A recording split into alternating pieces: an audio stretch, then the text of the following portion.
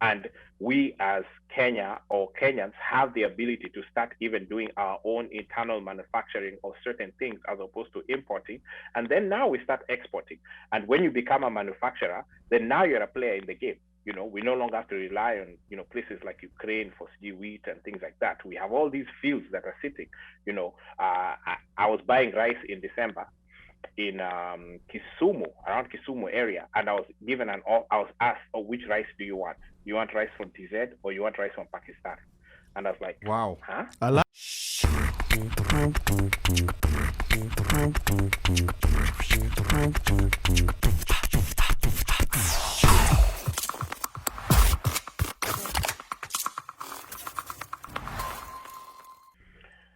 So kwa harakati ya kutafutana, I found some countries. There's quite a number of them in there. Armenia, Azerbaijan, Bangladesh, Canada, Georgia, which is uko hapo karibu na Russia, Greece, India, Ireland, Israel, Mexico, Romania, Serbia, Syria, Taiwan, and they all have interesting names for that diaspora. It's something like Ministry of Expatriates, kuna Minister for Diaspora Affairs, Ministry of Overseas, Indian Affairs, Ministry of Religion and Diaspora. That's just one of them. For Mexico, it's Institute for Mexicans Abroad. When you look into those countries and you see what they are doing for their residents, some of those countries that I've mentioned that have these diaspora ministries have the ability for people to vote from overseas. The people are able to vote from outside the country, which is something that Kenya did for us. We have that. Of course, we brought in the dual citizenship. Some of those countries that I've mentioned have that as well. Then now we are talking about investments, and when investment, to me, I look at investment a couple of different ways. I look at investment in terms of I'm taking my money and I'm investing it, or investing the brain drain, or the people who now have the brains on this side, going back and investing their skill sets into the Kenyan economy to help boost the Kenyan economy. There's a lot of things that we've learned, being outside as diasporans, that we can go back to Kenya and implement, make certain systems work, processes work, streamline certain things, just like we are doing as diasporans in other African countries. TZ is there next door to us. Most of the people who are in top management in TZ are Kenyans, and one guy comes in, Ali comes in, and he brings his boys who he went with to Ali Waganetwaje, Cambridge. Analytica. He brings all those people in, and it's there. We have the evidence of these sorts of things happening.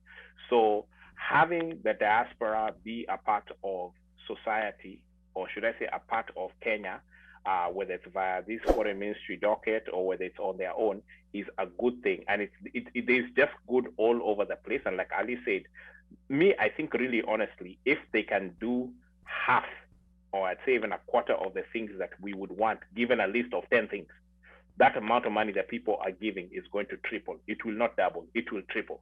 Because right now, tunasaidia wenzetu, hatujisaidi bado. Yeah. When we get to the kujisaidia portion, a lot, if you tell somebody, go invest in a house here in the US or in the diaspora, and you also have an option of investing in Kenya, a lot of them will be like, you know what, I'm going to invest my house in Kenya because najua one day itarudi huko, itaniletea hivi, itatafanya hivi. So a lot of people will actually do that first before they do the investment on this side. Even though I'll tell anyone out there, invest where you're living. If you decide you're gonna, exit stage left, then exit stage left, upeleke hizo dozi zako huko pale unaenda na uendelee hivyo. Start from, from home, and home being where you are, you start there, then you move. But I digress. I'm just saying that this diaspora thing it's a win-win-win-win for us all along the way. And we can learn from some of those countries that I've mentioned, Canada being next door for the US, Mexico. If you look at the amount of money that Mexico has, even, in things like when they're doing exports of things like tequila, that amount of money that they are making, for things like that, it's ridiculous. And we as Kenya or Kenyans have the ability to start even doing our own internal manufacturing of certain things as opposed to importing. And then now we start exporting. And when you become a manufacturer, then now you're a player in the game. You know, we no longer have to rely on, you know, places like Ukraine for wheat and things like that. We have all these fields that are sitting. You know, I was buying rice in December in Kisumu, around Kisumu area, and I was asked, oh, which rice do you want? You want rice from TZ or you want rice from Pakistan? And I was like, wow. huh? Allah? I'm like, what? Why? Why is that an option? And I hero iko next door. Literally, if I drive next door to a hero, I, you know, pull up on the side of the street, na leta wa mchele kaiko kwa gunia or in a bag, depending upon how I want to buy it. But when I go to the store, and the wholesale store at that, I'm being given rice from other places. It doesn't make sense. It really doesn't make sense. And this story continues with a lot of the products that are being on our shelves. Sugar, blah, blah, you know, you name it. You know, there was a time when we had we were doing pyrethrum. I don't know what happened to our pyrethrum industry. Yeah. You know, somebody can explain to me, you know, Nakumat, silikuwa nafanya, you know, vitu za mattresses and cotton coming from the Kisumu side and all of that. All those things went to bed. So we need to get back to that level where we can do some of those things and start exporting, because we have the raw materials.